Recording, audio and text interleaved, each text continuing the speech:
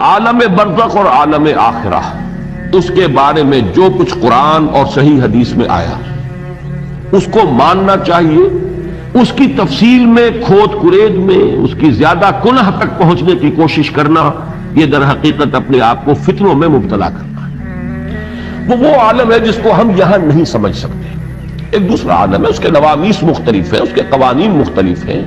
یہاں کی آگ جلا دیتی ہے، پھر وہ کھال جو ہے دوبارہ نہیں آتی، وہاں پر آگ جلائے گی اور کھال دوبارہ آ جائے گی۔ یہاں کی آگ میں آدمی پڑتا ہے مر جاتا ہے، وہاں کی وہ آگ جو ہے وہ مارے گی نہیں۔ ثم لا يموت فيها ولا يحيا، ایسی حالت میں رہے گا کہ نہ زندوں میں ہوگا نہ مردوں میں ہوگا۔ تو ان کیفیات کو ہمیں اجمالاً جو کچھ آیا ہے قرآن میں صحیح احادیث اس کو ماننا ہے، باقی ان کی تفاصیل میں جانا یہ در حقیقت فتنے کو دعوت دینا ہے، اپنے آپ کو فتنے میں مبتلا کرنا ہے، اپنے پاؤں پر خود کلہاڑی مارنے کے مترادف۔ سورہ آل عمران کے شروع میں جو مضمون آیا ہے کہ اس قرآن میں دو طرح کی آیات ہیں، آیات محکمات، آیات متشابہات۔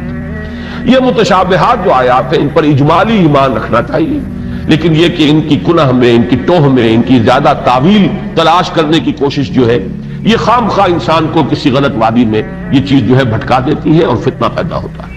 اسی اعتبار سے اس میں چونکہ سجین کیا ہے، کتاب جو ہے وہ کس شکل کی ہوگی ہمیں کچھ معلوم نہیں۔ سورہ کہف میں جو نقشہ کھینچا گیا اس سے تو معلوم ہوتا بس کوئی ایک ہی کتاب ہے۔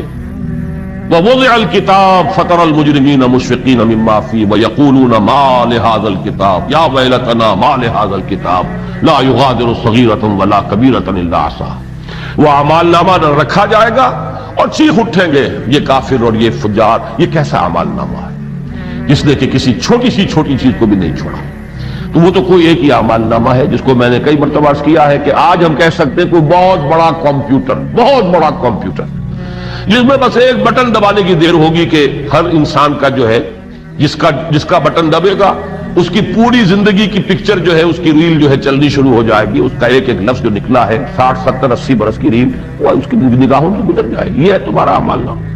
تو اس اعتبار سے اب وہاں پہ علیحدہ علیحدہ اعمال نامے ہیں، کفار کے علیحدہ ہیں، فجار کے، اور پھر جو ابرار ہیں ان کے علیحدہ ہیں، وہ سجین میں ہیں، یہ علیین میں ہے۔ ان کی حقیقت کو یہاں سمجھنا ہمارے لیے محال ہے، ناممکن ہے، اجمالاً ایمان، یقین، تصدیق، لیکن یہ کہ تفصیل میں زیادہ اس کی ٹوہ میں لگنا در حقیقت فتنے کو دعوت ہے۔